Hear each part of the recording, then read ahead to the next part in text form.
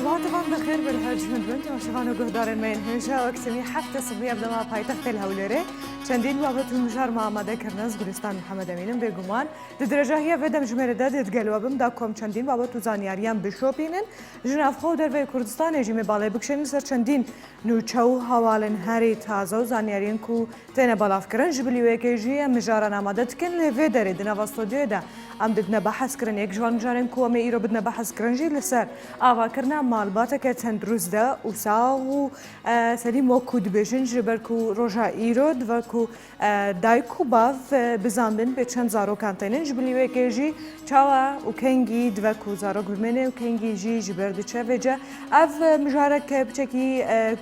مالباتیه به تایبتی جیش بو خانمان و این کو پرسنو هنه یان جی هنگ زانیاری و ایراواز هنه دو درباره ده هند کارن مگهداری بکن حتی کو داویا پروگرامش بر کو دیگر کسی که پسپور می مجاره بدن بحث کردن جبلی وکیجی وقتی می امی بکرتنو چه که پروگرام خواب بدن دست بکرن کرم کن.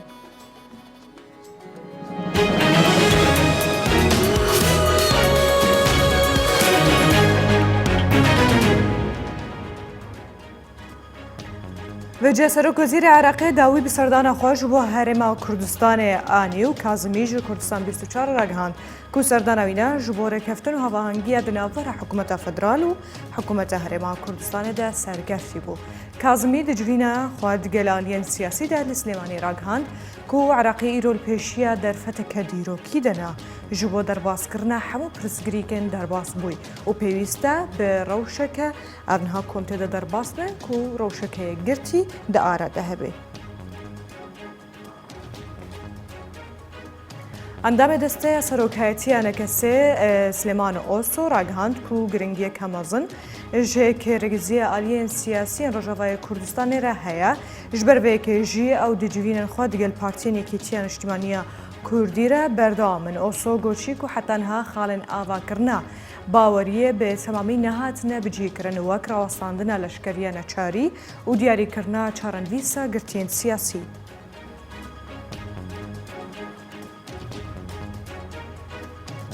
لالێکی din دادگەها دیاربەکرێ پەرلەمانتەرەکە HDP bi 10 ساڵان زیندانی سزا dike. دادگەها دیاربەکرێ ji bo پەرلەمانتەرە HDP ya Diyarbekirê Remziya Toson 10 sal zindanî kirin ceza derxist. Herwiha Remziya Toson ku bixwe endamtiya bi partî yanî bi tometa endamtiya bi Partiya Karkerên Kurdistanê PKK û herwiha rêxistina nesiyasî hatiye tomarbar kirin. لالێکی din سەرۆکی ئەمریکای دۆناڵد ترامپ di کۆنگرەیەکە ڕۆژهەمەوانی de ڕاگەهاند ku هەردوو وڵاتên dostên ئەمریکا ئیسرائیل و بەحرین gihiştina rêkeftineka aştiyê ku ev duyemîn welatê Erebî di heyama 3 rojan de digel İsraîlê de digih rêkeftinê. Trump goçî ku rojhilata navîn tê guhertin û di ewlekarî û aramî zêdetir bibe.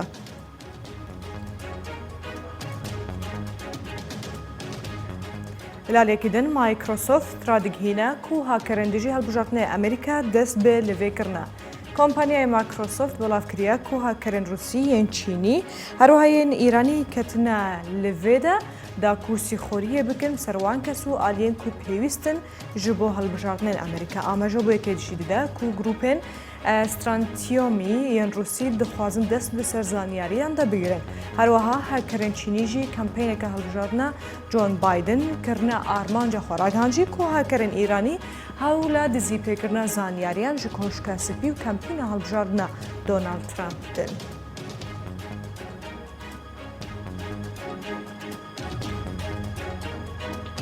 Kurtaya me bi ser du dehat nehacimê têkilîhên babet û mijarên cuda û cêwazê bin.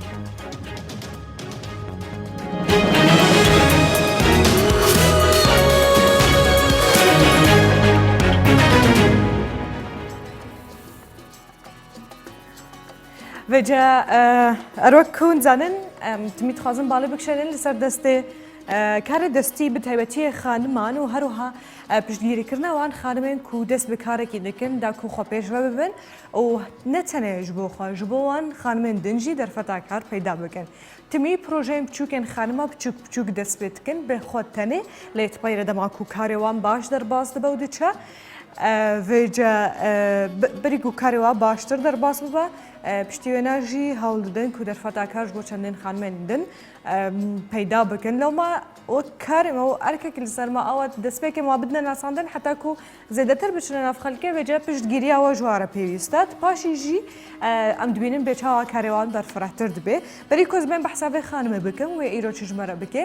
خوازم دەستوێکێ بەرەخۆ بدومە زاخۆ دیگەل هەفکارەخوا ئەسلام پشێکی بەحسە ڕەوشە باش هەرێ زاخۆی بکەن و کۆنزانم پلەین گەرمایە بارچاو داکەتنە و هێدی ناوشێن کوردستانی هینێکتر دبن خۆشتر بن زاخۆ یەک جوان دەبەرێن ناسکریە بە کەشهەوایە خوا بە خوازایە خوا بە سروشتا خوا بە هەر تشتێ خۆ لەش بلیوەیەکێژیش دا کۆمڕەوشە ناو باشارێ زاخۆ بشۆپینن گەل هەفکارەخوا ئەسلام کونها وێت گەلمە بێ ئەسلام ڕۆژ باش زەویتکەم هەر تشتێک باش بە زاخۆ ڕەوشاوێ چاوایە ڕەوشاوە چاوایە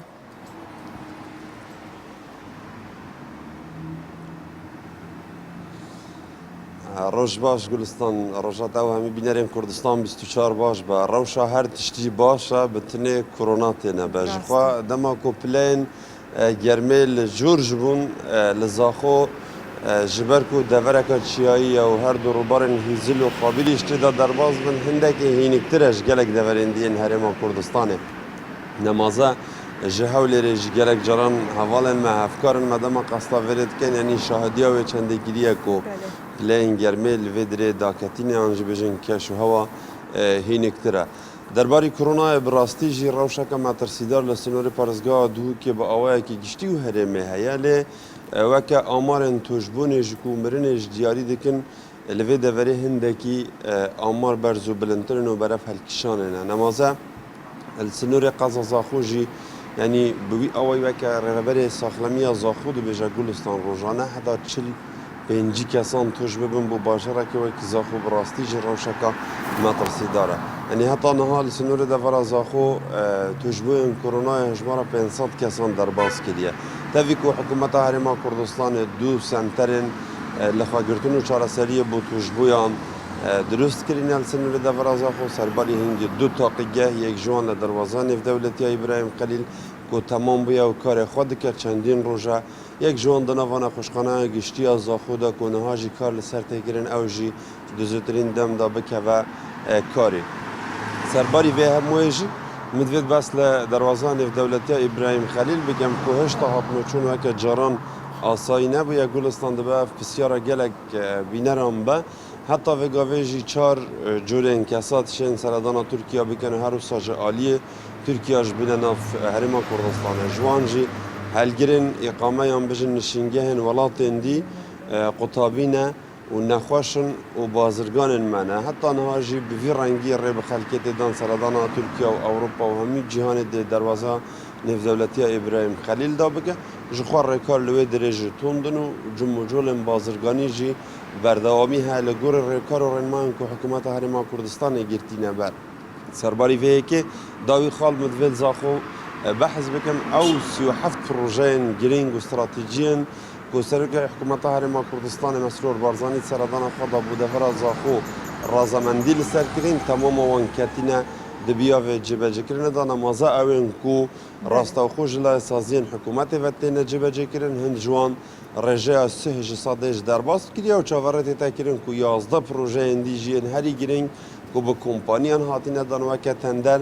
di vê heftiyê da ew jî bikevine karî Gulistan. Ece piço piço jî tevger di nava bajar de dest pê dike êdî jiyan jî dest pê dike ez hêviya sağ û selametiye û tenduristiyeka baş û ji bo her kesî dixwazim û herwiha pabend bin bê rênmayên xwe parêziyê gelek spas ji bo hevkarê xwe Îslam ji nava bajarê Zaxo ku tedgel min bûî ji bo zaniyariyên te vê sibihê vece ez bin behsa wê xanimê jor bikim ku berînha jî eger tê bîra roja cejnê beşdarî kir gelme çend bi cora şîrîniyek ji me re amade kiribûn pîşanî me de nîşanî me de ku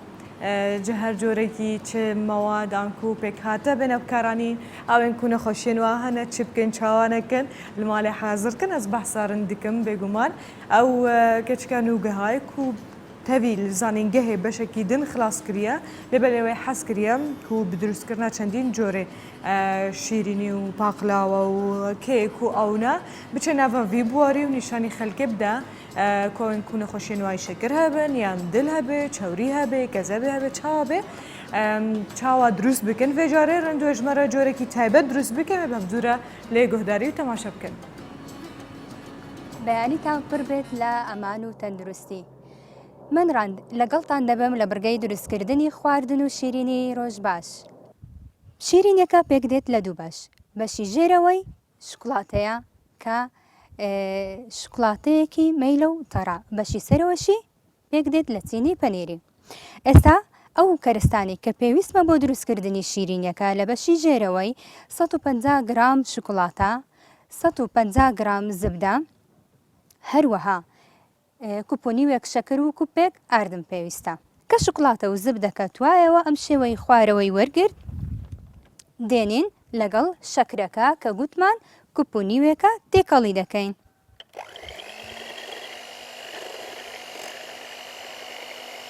وردە وردە شەکرەکە دەخەینە نێو شکڵاتە و زبدەکە تواوەکە هەتاوەکو جوان خۆی لێک دەدا. دێنین سێ دانە هێلکەی تێدەکەین.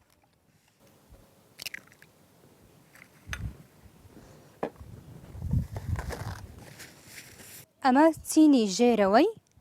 شیرینیەکەمانە تەواو بڵاوی دەکەینەوە. ئێستا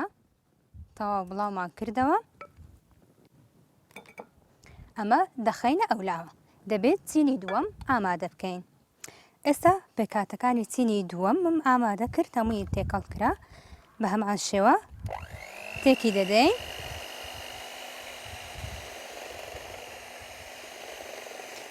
پەنیرەکە تێکدانێکی زۆری پێویستە چونکە ئەوها پارچە پارچە دەبی هەتاوەکو تەواو خۆی یەک دەگری و لوز دەبی. تێکەڵکردنەکەی ئارەزومەندانەیە دەتوانی ئاوا بە شێوەی خەتخەت پەنیرەکە دانەیە سەری یاخود بە جوانی پەنیرەکە بڵاوکەوە بەسەر هەموو چینی شکڵاتەکە چینی شکڵاتەکە بە هیچ شێوەیەک دیار نەمینێت.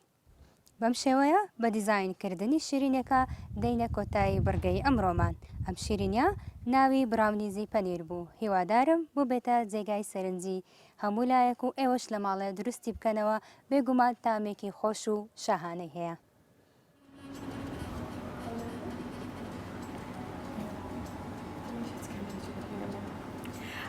بەجێ ئەو ئەو خواردنەکە تایبەت چەند خولەکێکی دەبێ گومان و قاس وەختێکی زێدەتر ژەر دەبێ لێمە هەوڵدا کۆم چەند خولەکێکی دە نیشانیوە بدن دەست خۆشڕند بەردەوام بەس باوەڕ دکەم دە پاشە ڕۆژێدا دەی ببێن نمونەیە گەلەکە باشش بوو خانمێندن حتاکو هەم کارەخوا پێشبە ببێ و هەمژی دەرفەتا کاش بۆ چەندین خانمێندن پەیدا بکە وێژەم بێن بەحسا و ئێمژارە خۆی بکن مژارێکش ڕوێ جیواکیڤە و ژ ڕوێ پزیشکیڤن بدنە بەحسکردن جۆڕێن ڕێگریکردنێ ژ زارۆکبوونێ بەرێک و بێژن گەلێکی دەرەنگ چوویان و نەما پێرە دیگەن تەمام دوێ زارۆک بمێنێ و بێگومان ژ ڕوێ ئۆلیڤە و ئاینیڤەژی چاوە بلێ هاتیە بەحسکردن ئەو مژارەکە لێ مژالیە پزیشکی بە هەر نەناوابەتێت گەل دکتۆرە گزنگ کاکلک و بخۆ سپۆرە نەخۆشیێن ئافرەتانە و منداڵبوونێ و هەروها مامۆستایە لە زانینگەها هەولێرە پزیشکی مامۆستا دکتۆر مامۆستا دکتۆر هەوو یەکەوە زۆر زۆر بەخێر بێ بەیانی باش زۆر سپاس بەیانی باش باش زۆر سپاس زۆر بەخێر هاتنە دەکەم مژارێکی زۆر زۆر گرنگە هەم لە ڕووی پزیشکیەوە گەر باسی بکەین بەڵام لە ڕووی کۆمەڵایەتیەوە ئێستا خەڵکی ئێمە هەتا چەند ئاگاداری ئەوان کە حەزەکەن چەند منداڵیان ببێ یانیش پلانێکیان بۆ خۆیان هەیە سپاس بە میوانداریکردنی جەنابتان لە ڕاستیدا خەڵکی ئێمە زۆر ئەم تەوعیە لە ناو خەڵکان زۆر بڵاو نەبوویتەوە لە ڕێگەگرتن لە حمل لەبەرەوەی ملەتەکەی ئێمە دابوونەریتەکە وایە زیاتر حەزیان بە منداڵە بەڵام ئێستا زۆر خەڵک هەیە داوا دەکاتن بەفەلەن زۆرەکانی ڕێگرتن لە حمل یان مەفەلەن ببینی ئافرەتەکە نەخۆشیێکی هەیە نابێت دووچاری دووجیانی بیجارێکی تر یان هەر بەهۆیەکی تر بەهۆی ئابووری بیتن باشتر وایە یعنی تەوعیەکە بڵاو بێتەوە لە جۆرە ڕێگەگرتن لە دووجیانی ئەوجە کە دەڵێن ڕێگریکردن لە ئامندابوون مەبەست لەوەدا چییە چەند جووری هەیە بڵێ طبعاً زۆرمان زۆر هەیە بۆ ڕێگەگرتن لە دووگیانی دەتوانین تەقسیمکەین لە چەند طریقەیەک بۆ نمونە ڕێگی سروشتی کە زۆر باوە زۆر خەڵی بەکاردێنن ئەوەیە کە تۆی پیاوەکە نەچێتە ئەندامی زاوزەی ئافرەتەکە من طبیعی پێی دەڵێن طریقەی تەقویم هەیە جدول ئافرەتەکە مثلا دەبی ئللا سووری مانگای زۆر ڕێکبی 28 ڕۆژ زارێک بیتن عادەتەن لە چاردەم ڕۆژی ئادەی هێلکە حازرە لەو ڕۆژەی بۆ نمونە هەفتەیەک 3 ڕۆژ پێش دروستبوونی هێلکە 3 ڕۆژ پاش دروستبوونی هێلکە دەتوانن مثلا منع بکەن یان بۆ نمونە جەمع بوون من طریقەی منعی حەملی لەگەری بەکاربێنن ئەو طریقەی طبیعی طریقەی میکانیکیمان هەیە بۆ نمونە پیاوەکە کۆندوم بەکاردێنێت یان فلاش کە زۆر باوە زۆر خەڵک بەکاری دێنن و کۆندومی ئافرەت هەیە بەڵام لێرە بەکار نایەتن طریقەی تکەی میکانیکی کە ئێستا لە هەولێرە زۆرە و زۆر خەڵک بەکاری دێنن لەولەب یان پێی دەگوترێت بەستان یان ئەڵقا ئافرەت پێی دەڵێن دوو نەوعیشمان هەیە نەوعی تەقلیدی ئەوەی مادەی کەپەری تێدایە یان نحاس و نەوعی دیشمان هەیە هۆرمۆنی مارینە طبعا هەر زۆرێک لەو زۆرانەی منعی حەمل بابلين نشانەی لاوەچی هەیە یعنی ئیجابیات و سلبیاتی هەیە هەندێک کەس دەتانی بەکاربێنێت هەندێک کەس دەتانی ناتانی بەکاربێنێت طریقەی معەنمان نیە بڵێ ئەوە لۆ هەموو ئافرەتەکان دەبیتن یان ئەوە لۆ هیچ ئافرەتێکی نابیتن هەر کەسە و بە پێی خۆی بۆ نمونە مثلا ئەگەر ئافرەتەکە دەبی بپرسین لێ ئایا ئەوە عمری چەندە تەمەنی چەندە چەند مناڵی هەیە بەتمای مناڵی ترا هیچ نەخۆشیەکی هەیە بۆ نمونە شەکرەی هەبی سەختی هەبی دووچاری پێشتر مەینی خوێن بووبی یان شیر دەرە ئافرەتە شیر دەداتە منداڵەکە یان نەخۆشی شەقیقی هەیە ئەو هیسترێ ینی جوان جوان لە ئافرەتەکەی دەپرسی پێشەوەی قەرار بدەیت چ طریقەچی لۆی بەکاردێنی بۆ نمونە ئەگەر ئافرەتەکە ینی طریقەی تکە با بڵێن باسی میکانیکیمان کرد باسی لەولەبمان کرد بینە سەر حەبی مەنە کە زۆر کەس بەکاردێنیت لە هەموو عالم زۆر ئەوە باوی زۆرە بەکارهێنانی حەبی مەنە بەلاند حەبی مەنە طبعا پێکاتەکەی دوو جۆرە هۆرمۆنە دوو نەوەمانەیە ئێسترۆژین و پرۆجسترۆن هەیە بەس پرۆجسترۆن حەبی مەنەکە زۆر باشە بۆ ڕێککردنی ئادە ڕێگری لە زۆر خوێنبەربوون دەکات سەرمانگان و نسبەی سەرنەکەوتنی ینی نسبەت الفەشەلی کەمە بڵێن 0.1 یعنی با بڵێن نسبەی دروستبوونی دووگیانی زۆر زۆر کەمە ینی ئەوە بڵێن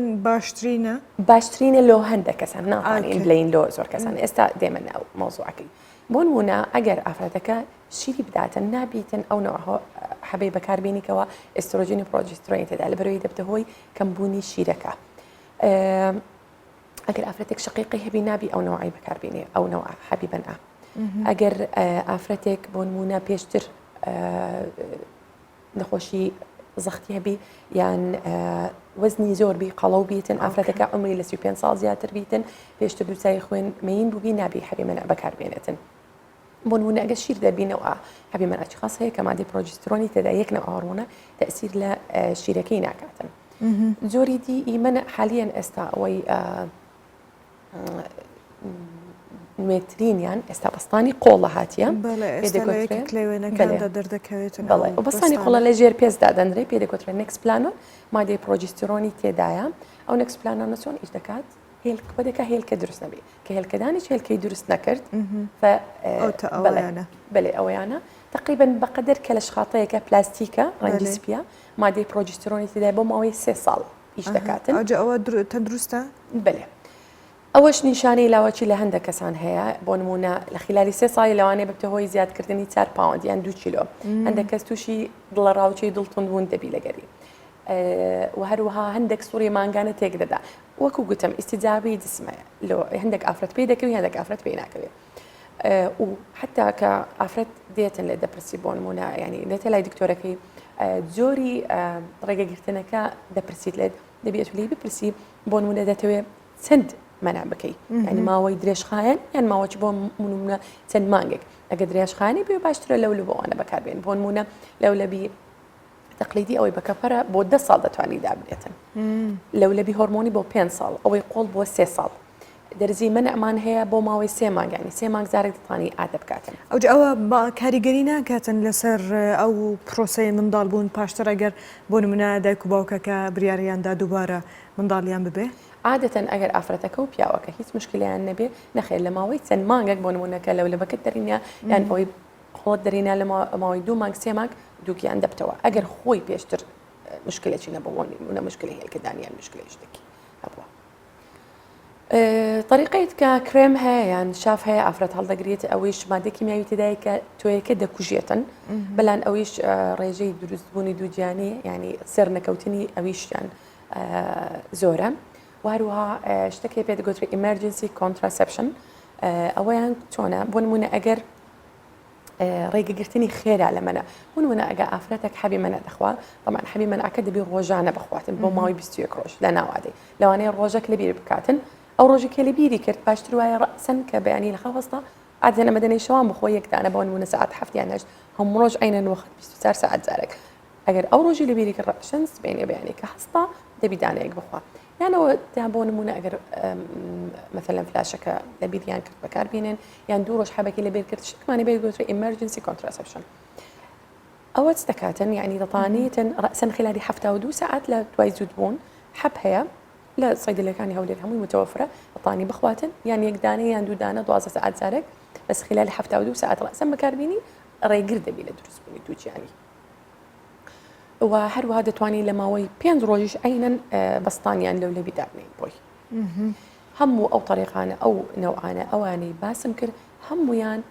نیشانەی لاوەچیان هەیە هەمویان شەرت نییە 100% ببدەهۆی ڕێگربوون لە حمل لەوانەیە داری وا هەیە بۆ نمونە بەستانی هەیە ئافرەتەکە دووساری دروستبوونی دووجیانی لە دەرەوەی ڕەحم ببێتن گوگوتم هەمووی ئیجابیات و سلبیات هەندێک هەیە ئافرەت پێ دەکەوێت هەندێک ئافرەت هەیە پێی ناکەوێتن ئەوجا ئەوانەی کە پۆزیتیڤە ئەرێنیە ئەوەیە کە منداڵ نابەوە نیە کە بریاری لەسەر دەدەن بەڵام نەرێنیەکەی چییە؟ ئای کاریگەریەکەی لەسەر هەردوو ڕێگەزەکە چیە ئەگەر مەنایان کرد یان ڕێگریان کرد لە منداڵ؟ بەڵێ یعنی ئاڕازە جانەبیەکانت قەسی بۆ نمونە ئەوانەی حەبی منە بەکاردێنین دووچاری دڵ هەڵچۆن دەبن هێلن زیان دێتن ژانە سەر دڵتوندی ئەوە مثلەن حەبەکە لەولەبەکە زۆر ئافرەت هەیە بە لەولەب هەستن لەولەبی ئەوەی کەپەر سەر مانگان لە کاتی سووری مانگانە خوێنێکی زۆر تووشی خوێن بەبوونێکی زۆر دەبن دەبتە هۆی ئەن و تووشی کەم خوێنی ببن باشە هەندێک ئافرەت هەیە حساسی هەیە بە مادەی لاتێکسی کۆندۆم دووساری دووچانەوە و ینی خوروشت و سوتانەوە دەبن ینی ئەوانە ئاغازی جانبیەکانینە جاری وهەیە مثلەن کە لەولەبدا دەندرێتن طبعا ئەو نەخۆشەکە لەولەبت لۆی دانا ئەو ئافرەتە دەبی مانگانە ینی بۆ نمونە 3 مانگزارێک 6 مانگزار سەردانی دکتۆری بکە زانی لەولەبەکە لە جێی خۆیتی یان زولایتەوە جاری وایە پێویست دەکات بە مەثەلەن بە بەنزی ئام ئەندۆ لەولەبەکە دەربێتن پێویست دەکاتن ینی بەڵێ بجە ڕێگری لە دووگیان بوون کۆچێت لە لای هەردوو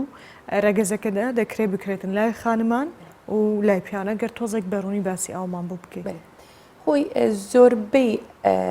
لە لای ئافرەتەکان ئەوانی باسمان کرد بۆ نمونە حەبی منە ئافرەت بەکاردێنێتن بە هەردوو جۆری لەولەب ئافرەت بەکاردێنی ئەو بەستانی قۆڵ ئافرەت بەکاردێنی لای سروشتی تەبەوی من ئەی سروشتی لە لای پیاوە و تۆیەکە نەستە ناو ئەندامی زەی ئافرەتان و کۆندوم بەکارهێنانی کۆندوم ئەو میکانیکی سێ طریقەی عملیات هەیە بۆڕی تۆی پیاوەکە بە عملیات دەبڕدرێ بەڵام ئەوە کەس ئەوەی ناکاتن ینی حتى سيد جملة نبغى كسله وليرة أوي كرتبيتن حزي لي من ضالي عم بيونية أو جا دكتور باسي كي شيء هرمونات كان بكين دكري لاي هردورة جزء كده هبيتن يعني تنها لاي خانمان ضلن هرموني تك شوية هو عادة أفرتانا هو يحملوا حاليا استهنا خوش التكيس هي الكدان ودرسوني بود كيس له الكدان ومزوربون عادة لا أفرتان درسبي بلا لا بياويش احتمال هەیە دروست ببیتن چونکە ئەوانیش بە ڕێژەیەکی هۆرمۆنیان هەیە وەکو ئەفرەتەن بەڵام زۆربەی لەلایەن ئافرەتەکان دەبێتن گەلێک باشە وێجا بەحسە ئەوەی پرۆسەیە بکەن پرۆسەیە کودنابەرە ژن و مێردە چێ دەبێت دەما کە دوخوازن نۆرمالەوە نیە شتێکی نۆرمال بکەن سێکس بکەن بەڵام هەندێک جار هەیە کە حەزیان لێ نیە و منداڵ دەبێتن سەرڕایەوەی کە هەموو ڕێگەیەکیان لەوانەیە تاقی کردبوویتەوە بۆ ڕێگری لە منداڵ بوون ئەوە چۆن دەبێتن دکتۆر؟ هۆی عادەتەن ئەوەکو گوتم هیچ طریقەیەک نییە بڵێن ئللا سەد ئەوە ڕێگر دەگریتن هەمووی نزبەی فەشەلی هەیە هەمووی لەوانەیە ئەگەری سەر نەکەوتن هەیە بەڵام وەکو گوتم طریقەی خێرا emergency contraception دەتوانین لە ماوەی 72 ساعت زوو بستە لای دکتۆر مثلا بۆ نمونە حەبیمان ئیدەبێت کردی ینی توقع دەکاتن ئەنو منداڵ دروست بێ ئەو حەبێ بەکاربینێتن پێشەوەی ینی منداڵەکە پاشەوەی پاش بیتاندنی هێلکەی یان پێشەوەی منداڵەکە بچەقێتن لە ناو دیواری ڕەحم کە چەقی لە ناو دیواری ڕەحم و حەمل دروست بوو هەڵدی یان لەبەرەوەی منداڵ لەبار چواندن نییە ئەوە حرامە قەدەغەیە بەێ بە هیچ جۆرێک نابێتن بە هیچ جۆرێک نابێت تەنها لە هەندێک حاڵات بۆ نمونە ئافرەتەکە ئەگەر تقریری پێبوو بۆ نمونە نەخۆشی دڵی هەیە یان هەیە یان شتێکی خەتەری هەیە ئەنو ئەگەر دوو گیان بێت ئەگەری مردنی داکەکە هەیە یان بۆ نمونە لە حاڵەتێکی ئەگەر مناڵەکە کۆرپەلەکی ناوسکی نەخۆشیێکی زگماگی هەبوو کە نەشیاو بوو لەگە ژیان یعنی ئەو مناڵە بۆ نمونە قەپەقی سەری نەبوو یان مشکلێکی دەماغی هەبوو ئەوە لەو حالەتەی لژنەی طبی تایبەت هەیە لژنەی پزیشکی لە سێ دکتۆر پێک دێت دەستی تەقریرەکان ئەڕز دەکاتن قەرار دەدەن. بەڵام دکتۆر لێرە شتێکدا هەیە یعنی مەبەستم ئەوەیە کە لە ڕۆژی یەکەمەوە کە تازە زانی منداڵی هێشتا دڵی لێ نەداوە لەو ڕۆژەوە نابێ یان لە هیچ ڕۆژێکەوە نابێ ئەو کارە ئەنجام نادرێتن لێرە شتێکی تر هەیە باسی لێ دەکەن کە بۆ خۆیان داوا دەکەن کچیان ببیان کوڕیان هەبێ شتی وا هەیە؟ هۆی طبعاً دروستبوونی مناڵی کوڕیان کچەوە طبعاً بەدەستخوای گەورەی هەمووی قەدەرە لە قورآانی پیرۆزدا هاتیە ئاەتەیە لەسەری بسم الله الرحمن الرحیم يهب لمن يشاء إناثا ويهب لمن يشاء الذكورا بەلان مثلا هیچ هەتا ئێستا هیچ طریقەچی بڵێن زانستی 100% دیاری نەکراوە بڵێ ئەوەی بکەی کوڕ دەبی ئەوەی بکەی کچ دەبیت هەمووی حالیان بحوسە و ڕیسەرچە حالیان دەکرێتن یعنی بۆ نمونە دەڵێن حەزبی هێلکەی گەورە بێت یان ئاوی ئەندامی زەی ئافرەت تفت بێت یان بۆ نمونە دەڵێتن هێلکە لای ڕاست بێت ئەوانە هەمووی 100% نییە جەدوەلی خواردنی شیر یعنی محاڵەکە شتی ترشکەم کە شتی تفت زیاد کە هەمووی هیچێکێک 100% نییە جەدوەل طبعا و دیاریکردنی ڕەگەزی مناڵ احتیمال دەکات کامل لەسەر پیاو لەبەرەوەی ئافرەت کرۆمۆسۆمی ئافرەت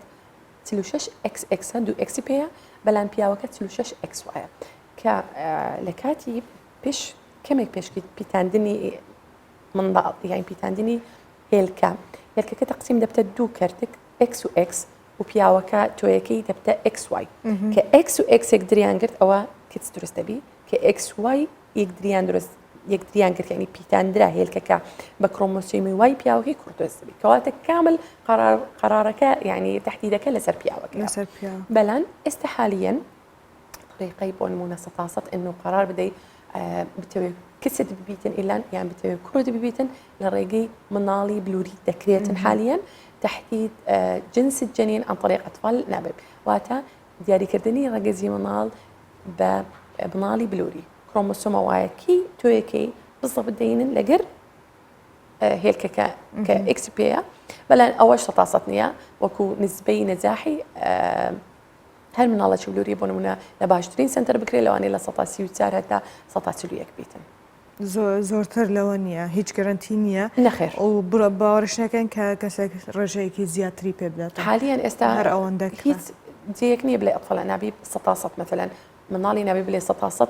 بأطفال أنابيب من الله دەبێتن نسبەیە ئەویش باشە دکتۆرەوە باسی هەموو ئەو بابەتە پێویستانەمان کرد سەبارەت بەو کەسانەیە کە نایەنەوێ منداڵیان بێ بەڵام لێرە بەشێکی تر هەیە کە حەز دەکەن منداڵیان ببێ و پرۆسەکە و هەموو شتێکیان ئامادەیە بەڵام منداڵیان نابێ هۆکارەکەی بۆچی دەگەڕێتەوە بەڕای تۆ چارەسەریەکەی چییە؟ بڵێ بۆی منداڵ نەبوون یان لە ناومان باوە مثلا پێی دەکەوترێن نەزۆکی مثلا هەر ژنی بێردە کاتی پرۆسی زواج دەکەن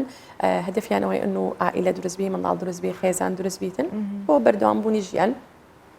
طبعا لەبەرەوەی هەردوو لا احتمال سبب لەوانەیە سببەکە ئافرەت بی لەوانەیە سببەکە پیاوەکە بی لەوانەیە هەردووکیان بن لەوانەیە هیچ سببەکی دیاریکراو نەبی سببەکە ئافرەت لەوانەیە مشکلی هێلکەدانی هەبی هێلکەی دروست نەکاتن مشکلی هۆرمۆنات هەبی مشکلی هەبی لە ڕەحم یان مشکلی هەبی لە جسمی ئشکالەکە بی نەخۆشیێکی هەبیتن ئەنو ڕێگر بی لە دروستبوونی دووجیان و هەروەها پیاوەکە لەوانەیە سببی بەڵام 125 ئەو کەسانەی کە مناڵیان نابی هۆیەکە دیاری نییە دیار نییە بەڵێ هۆیەکە دیار نییە هەردوو لە زۆر زار دەبینی خێزانێت لەو منداڵتانێدا هەردوو لەمان هیچ مشکلەمان نیە بەس خوا ناداتن دەتوانیەوە مەثەلەن بچی ئەتوانە نابی بکاتن کۆتایی چارە مناڵی بلووریە ئەگەر ئەویش هەڵەیان بێ. گوتم بڵێ یان مەثەن بۆ ماوەی زۆرە مەثەن بۆ نمونە 10 ساڵە یان 7 ساڵە زواجیان کردێ یان ئەمریان گەورەیە بۆ نمونە ئافرەتەکە بۆ نمونە 35 ساڵانە لەو حالەتی باشترە پلەی بکاتن لەبەرەوەی کوالیتی هێلکەکان پاش 35 ساڵی چەند ئەمرت گەورە بیتن ئەمری ئافرەتەکەی گەورە بی کوالیتی ینی نەوعیەتی هێلکەکەی باش نامێنێتن باشتر وایە پەلەتر بکەن لەوەی کە یعنی گەنجە باشە دکتۆر بەڵام ینی هەیە چەند کەسێک هەیە و چیرۆکیش دەبیستین کە پاش دا 15-20 ساڵیش هیچ هەوڵی منداڵی بلووریان نەداوە بەڵام لە خۆیەوەدا هۆکارەکەی چیە ینی وڵی وەکو گوتم ئەوە قسمەت و نەسیبی خوایە یعنی مثلەن خوا يعني بتوقعي من هالأوية أكيد صبري دويتن زور نخوشمان هبوا أو هلا أفرت هبوا مثلا يعني أوان دكتوري كرديا زاري أطفال أنابي بشي كرديا إنه هر حمل درس نبوا تو وازي هنا اللي بتما إخوي وحمل درس بوا يدي بكو قوتم أو هموي قسمته النصيب وقدر إخويا شتك بيوستا بشكينك بيوستا بوكاتي بریاردان لەسەر ئەگەر دایک و باوکەکە حەزیان لێ بوو کە بۆ نمونە منداڵیان ببێت چ پشکنینێک پێویستە بکرێتن بۆ هەردوو لە دەست پێ دەکەین لە ئافرەتەکە طبعا بۆ نمونە متابعی حەزمی هێلکەی دەکەین بزانین لە سعادە سێزدەم چاردەم ڕۆژی ئادەی بە سۆناری داخلی باشترە زانین هێلکەی حازرە سۆناری ڕحمی دەکەین سۆنار ئێستاحالیان 3D یان سێ ڕەهەندی یان چار ڕەهەندی هاتیە بزانین هیچ مشکلەی هەیە لە شکلی ڕەحمەکەی یان بۆ نمونە پەردەی هەیە لە ڕەحمی یان ڕەحمی دوو فاقە و هەروەها پشکنین بۆ تۆی پیاوەکە بزانین سپێرمەکانی نەوەی باشە حرەکەی باشە کەمیەکەی باشە یان هەر نەخۆشیێکیانە ببوون منە شەکرەیان هەبی کۆنتترۆلی شەکرەکەی بگرێ هەموو تەسیرێ ئەلتیهاباتیان هەیە ئەلتیهاباتە عیلاجۆکرێتنی یان بۆ نمونە زگەرە دەکێشە پیاوەکە زگەرە دەکێشی یان کحۆل بەکاردێنیان ئەوانە دەبی پێی بڵین مەثەلەن وەزنیان زۆرە کێشیان زۆرە دەتوانین بڵین پرۆگرامی خواردنی تایبەت پەیڕۆ بکەن یان دەست بە ڕاضەی بکەن یعنی لایف ستایل خۆیان بگۆڕن ئەوانە هەمووی لە ژێر سەرپەرستی سپۆری ئافرەتان هەردوو لە نییە بەس پیاوەکە خۆی ئیلازکەیان بەس ئافرەتەکە خۆی ئیلاز بکەن ئەوە منداڵ دروست بوون پێویستی بەردوولایە هەردوولا دەبی پێکەوە تەعاون کە لە ئەوەی منداڵ دروست بیتن درستە دەست خۆش دکتۆر زۆر سپاس کامڕۆ لەگەڵم بووی سەبارەت بەم مژارەز هیوادارم کە ینی وەڵامی زۆربەی پرسیارەکانمان داوێ بەو چەند خولەکەی ناو بەرنامەکە بە تایبەتی بۆ خانمان و هوشیاریکردن لەو بوارەدا ینی یەکەم جار خۆیان هەوڵ بدەن بۆ ئەوەی ڕێگری لێ بکەن نەک پاشەوەی کە توولەیت بێیان درەنگ بە بۆیان بڵێن بۆچی بۆ چونکە هەندێک جار هەیە ڕەوشی ئابووری بارودۆخی ئابووری خێزانەکە یاریدە دەرنیە بۆ ئەوەی منداڵی زۆریان ببێ بۆیە هەوڵ بدەن بە کەمترین منداڵ باشترین ژیانیان بۆ پێشکەش بکەن باشترین خزمەتیان بۆ بکەن بۆی ئەندامی چالاکی باش بن لە ناو کۆمەڵگای خۆیاندا زۆر سپاس دکتۆرای گزەنگ کاکل کوبخوا پزیشکە پسپۆرە لەنەخۆشیە ئافرەتەن هەروەها منداڵ بوون و مامۆستایە لە زانینگەها هەولێرە پزیشکی بەسبێتت دگەل من بووی زۆر سپاس دکتۆر دەستخۆش وێجان بەحسە بەشێک ژێ هاوڵاتیان باژارێ ئاکرێ بکەن کوبخوا تاشتەیە سبها لە خواردن و چایخانەیان دەخۆن و پرانیاوانژی وان بەرهەمێن سپیاتی ماستە پانیرە ژاژیە و هەر شتێکە دچناوان چێشتخانەیان و هەروەها ینی خزمەتەکە باش جوانرە تێ پێشکەشکردن و بەرهەمە نافخۆیە vê navçeyê taybetî jî di nav awan cihên taybet tê nafrotin yek ji van xwarinane ku li Akrê taybetmendiyeke wê heye ew jî qeliye gelekî xweş e qeliye û berdewam jî ji aliyê hevlatiyan xwasteke zêde li ser heye hevkarê me Arî Hesên wê zanyariyên zêdetir bide me Arî roj baş kerem ke mezên tu çê dikê بله سپیده و تماشاوانان جی باش بیتن ام ل آکری دی گلوین دنوا خارنگه که دا دیاره کل آکری ایدیل دان سپیدهی آنکان بیجین بخارنا تشته دنوا چایخانه هر دیسان جی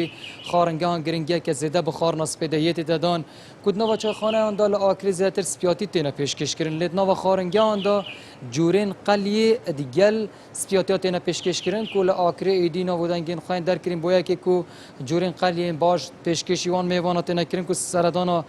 نوا خارنگات کن سپیده یادانها جی اف خارنگا کو هم نو داینه ایدی دیاره کوان جورین سپیاتیان هر سان قلیه جی بمدانش بکام بزانین ایدی او سپیده یان چه تشتکی پیشکشینه وان کسات کنی کوتین خارنل جماعت خان اساسم کو دیال خدانه خارسان جی وان کسا باغ میت کو و تشتت لینن سپاس بو درف فتوه ماندونه بن ام بارین کو تشتک زیده دانز بو کام بزنین ایدی سپیدا کاکیو سفنگ چه تشتکی پیشکشوان کسات کنیتین تشت خون و حمیه دانو بس تو بحث بگه کاچنش بر کاس خوان نظام زونر ما خر نوعية الشيء هتسبيوتي بقرا القلي وبقرا خر تشتو بقرا بس النجمة بروبتر رغبته سرقلي قلي سيلا قلي وشبونا قلي ميلوكا تشتو رغبات بترو سري خاصة او كاسيت كنت شو لاقي جراند كاس بيدايو بروبتر قلي يدخل کاکیو سف قالی گلک بحث تکرین لاکر انت شن جورک دانوینا درس کرنا قالی چوا چه تشتک لازم همی جورین گوشتی دبنا قالی یا نابنی راسي عم يجوري قلي قوشي نوبن بو قلي خر قوش نوبي تا قلي فيت قوشتاكي نازك بيتي بيدا مار بقلاوي بيت تشتكي هو بو قلي باشا قوشت باید وانا چوانه لاکر یعنی گلک قالی تدانون یعنی سپیده یا نیورا ایوارا چه جورت خارنه جدا جدای ناف دهنه یا نیورا ایواران چه کن زیاتر راسي سبيدا اخر بس اغلب قلي ناو تشتونا بس نيفرو مثلا نيفرو اللي بيجي اوكريب خويا زنقينا بخوردت كرداوري ليش نيفرو بيجي ما يبراق هاي ما طرشكو هاي ما دوناقوطا هاي ما صافورا هاي بلا ماش ما هاي مريشكيت كردي بتشتو قال برنجي كردي برنجي اوكريب نافودانجا بتشتو نيفرو يبردوما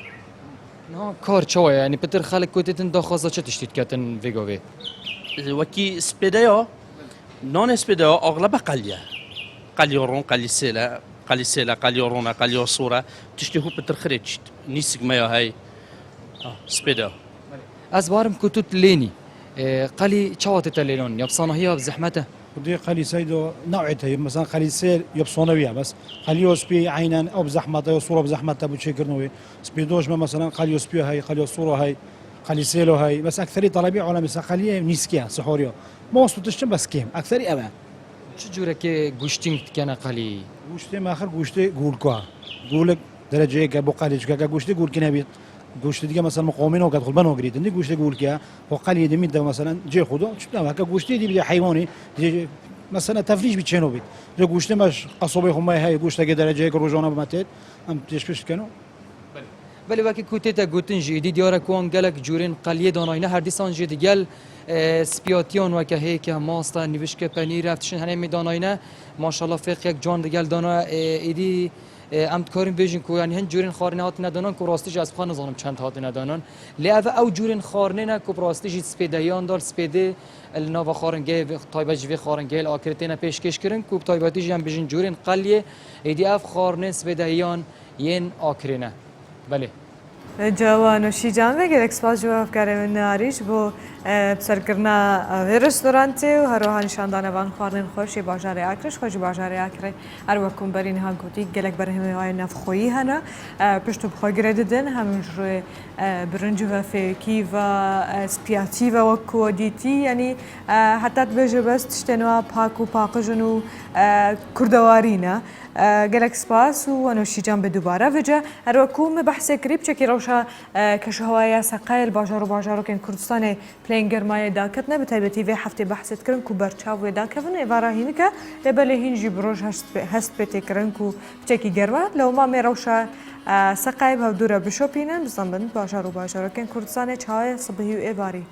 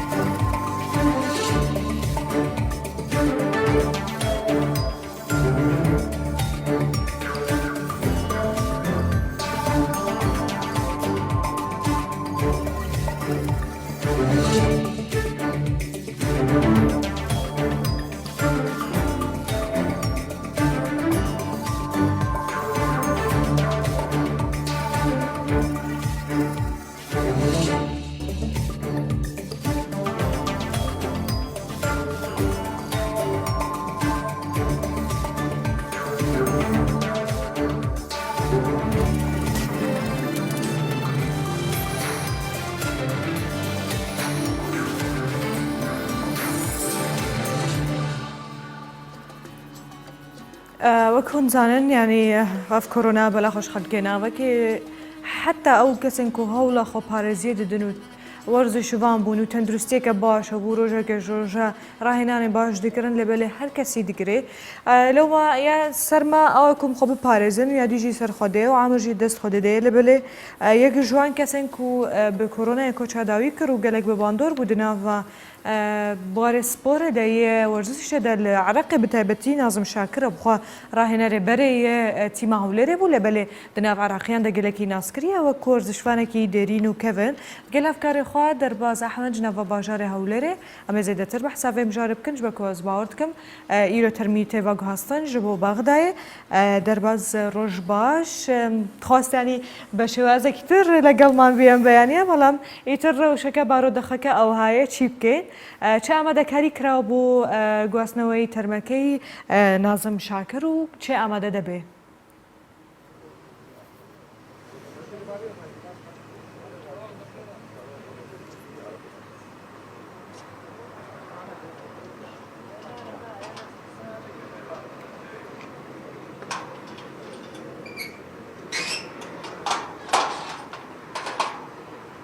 بەڵێ ئێمە ئێستا کە لە بەردەم پزیشکی دادی هەولێرین دوێنێ دوایەوەی کە نازم شاکر دوای زیاتر لە 20 ڕۆژمانەوەی لە نەخۆشخانە و لەژێر چاودێری چڕدا ئاگانی لە دەزان نازم شاکر یەک بوو لە ڕاهێنەرە هەر دیارەکانی یانەی هەولێر و لە مێژووی ڕاهێنەراتی یانەی هەولێریشدانی بە تایبەتی ئەو کاتانێکانی هەولێر چ لە خولی پلەیەکی عراق بوو چ لە خولیانە نایبەکانی عراق بوو نازم شاکر ڕۆڵەکی باڵای هەبوو لە پێگەیاندنی چەند یاریزانەکانی بڕیارە ڕێک لە دوای کاژمێر هەژ لێرە لە ڕۆڕسمێکدا بەرەو بازگەی کەرکک بەڕێ بکرێتن بە ئامادەبانی سەرجەمەوە شوانان و بەرپرسی وەرشیدا ئەم قسەی زیاتر لەگەڵ دکتۆر شاکسمەوە بەڕێبەری گشتی وەرش دەکەم کاکتۆر بەیانیت باش لە ڕوسمەکە چۆن دەبێ بەڕێکردنی تەرمی نازم شاکر ڕاهێنەری پێشویانێ ولێ ینی باش ئەمڕۆ هەر ئێستا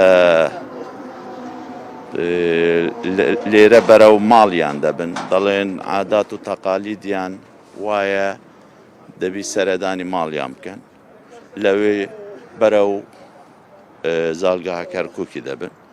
و لە بەغداژی لەگەڵ عەدنان دەرجەڵ قەسەمان کردی ئەو لەوێ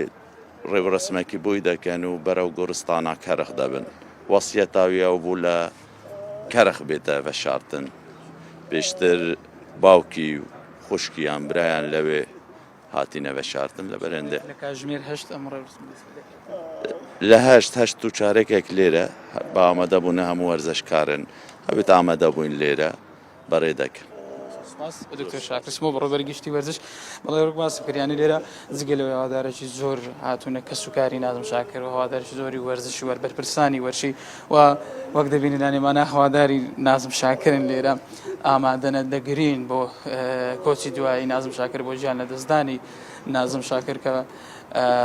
بڕیارە لە کاژمێر هەشت و هەروەک دکتۆر شاکرسمەوە بەڕێبەری گشتی وەرزش باسی کرد سەرەتا نازم شاکر چەند ساڵێکە خۆی لە هەولێر دەژێتن دەبڕێتەوە ماڵ دواتر بەرەو بازگەی شێراوە بەڕێ دەکرێتن و لەوێن دەرش تەرمەکەی بەرەو شاری کەرخ بەڕێ دەکرێت و لەوێ دەنێشرێتن بەڵێ جانینا ئارام بە و ڕەحمان خۆدێ لێ بە گەلەک سپاس بۆ هەفکارە من دەرباز ئەحمەد کوژنەوە باژارە هەولێرێتە دیگەل من بووی بەهێویە تەندروستێکە باشش بۆ هەر کەسی و هەروەها بێگومان ینی گەلێک خەڵکە سوێ غەمبار بن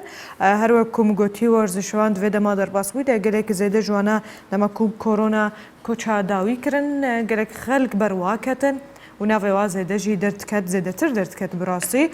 ڕێزەکە تایبەت لەوان تێگرتن ژوە کوت هەموو شەرت و مەرجن خۆشی و نەخۆشیێدا هەر بەردەوامن سپۆرە خۆدا دە خزمەتکردنا خەڵکێدا دە دڵخۆشکردنا خەڵکێدا دە دەسانینە نازناواندا تەوێک و گەلێک جارانجی باش پشتگیریە دارایی ژوارە نایەکردن دیارە و نازم شاکرژی خزمەتەکە باش پێشکەشی تیمە هەولێرە کریە لەومە هەوادارن تیمە هەولێرێژی غەمبارن بە کۆچاوی یاداویان بەحسا مژارەکەدن بکن بەحسا کۆمەک ژێ ڕەوشەنبیر و هەروەها گەشتیار و موزیکە دیاربەکرێ باکوورێ کوردستانی بکەن کۆبکارانینە مادەین تایبەت ji بۆ نوژێنکردنا شونوارên wê devere و هەروەها کەڤر و خشتەڤە کارە نوژێنکردنا شونوارên ئەوی باژارî dest pê dike ji ber ku da ku bedewiya caran ya berê vegerênin nava wê parêzgehê de û هەروەها تایبەتمەندیya wê jî li berçav bêgirtin شونوارên Diyarbekirê ji wan şûnwarên cîhanî ku sala 2015 de dê lîsta UNESCO de wek mîraseke cîhanî hatibû tomarkirin. کۆمەڵی ڕۆشنبیری و گەشتیاری و موزیکی دیاربەکری باکووری کوردستان لە ڕێگەی سنتیمێکی شارەزاوە کاری نۆژەنکردنەوەی شورای دێرینی دیاربەکری دەست پێ کردووە بە نۆژەنکردنەوەشی دیمەنێکی جوان بە ناوچەکە دەبەخشێت تیمەکە بە بەرد و خشت و گیراوەی تایبەت بە نۆژەنکردنەوە و چاکردنەوەی شوێنی زیان بەرکەوتوو لە پرۆسەی نۆژەنکردنەوەکەدا بەکاردەهێنێت. شورای دیاربەکر شوێنەوارێکی جیهانیە و وێنەی نییە. سەرقاڵی نۆژەتکردنەوەی شوراکەین و چەند پێکاتەیەکی تایبەت بە نۆژەنکردنەوەی شوێنەوارەکان و خشت بەکاردەێنین. پێویستە دوای نۆژەنکردنەوەی شوراکە پارێزگاری لێ بکرێت چونکە دەبێتە سەرچاوەیەک بۆ ڕاکێشانی هەزاران گەشتیار. سەرپەرشتیاران و تیمەکانی تایبەت بە نۆژەنکردنەوەی شورای دیاربەکر جەخت دەکەنەوە کە بە نۆژەنکردنەوەی جوانی جاران بۆ شوراکە دەگەڕێتەوە. شوراکە لە سەردەمی دەسەڵاتدارانی پێشوو لەسەر ڕووبەرێکی زۆر دروستکراوە لەسەر دیوار و ئەو قەڵایانەی دەکەونە ناو چوارچێوەی دیوارەکە چەندین نووسین بە زمانەکانی ئەو سەردەم و نەخش و نیگار هەیە. هەر یەکێکیان گوزارش لە بابەتێک دەکەن. شورای دیاربەکر لە باکووری کوردستان دەکەوێتە ناوچەی سووری پارێزگاکە و لە ساڵی 2015ەوە لەلایەن یونسکۆ لە لیستی شوێنەوارە جیهانیەکان تۆمارکراوە و کۆمەڵی ڕۆشنبیری و گەشتیاری و موزیکی شارەکەش دەیەوێت بە نۆژەنکردنەوەی هەم پارێزگاری لەو میراتە جیهانیە بکات هەم لەو ڕێگایەوە هەزاران گەشتیار بۆ شارەکە ڕابکێشێت. نەهاژیمێ نرخ و بەهای دراڤên بیانی و نرخê zird di nava bazarên Herêma Kurdistanê de şopêne.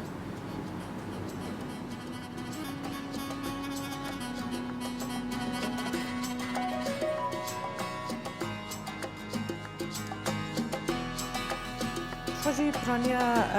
nirxê diravan û zirjî divan çend rojên derbasbûyî de yani stêbilmaya xwemaye $100 Amerîkî 123,100 dînara, 100 euro 144,000 dînarê Iraqî, 100 poundê Brîtanî 159,000 Iraqî, 100 lîreya Tirkî 16,700 dînarên Iraqî, 100,000 tûmenê İranî 5,200 dînarê Iraqî. Dêk misqal zerê eyar 24 bi 385,000 yê 21 jî bi 338,000 yê 18 jî bi 288,000 dînarê Iraqî.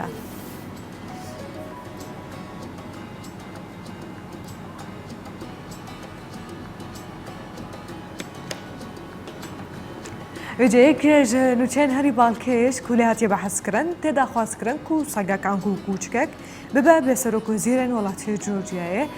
Segek heye li derê bi navê Kupa de li Georgiyayê gelekî ji aliyê xelkê ve hezkiriye û berdewama alîkariya zarokan dike da ku di ser şeqama û cadeyan de derbas bibin. Her demek ku otomobîlek jî di dema derbasbûnê de derbasbûna zarokan de bêguman li hêla perînê nêzik dibe yan ku derbasbûnê nêzik dibe rûberûyî wan dibe û wan disekirîne û ji aliyê xwe ve jî her kesek yanî ew ê ku gotine ana dolî dzî ku kandîde ji bo halbijartinên bê yên parlamentoya Georgiya pêşniyaz dike ku ev seg ji bo posta serokwezîrên vî welatî bê kandîdkirin û dibêje jî ev seg berawî bi yani hemû palêwra û ewên ku xwe kandîdkirine çand sawîne ya serkeftinê zêdetir ji ber ku rastgo ye û her nermûniyanê jî wek ku gotiye û dulsoz e û pir e li xweşewîstî.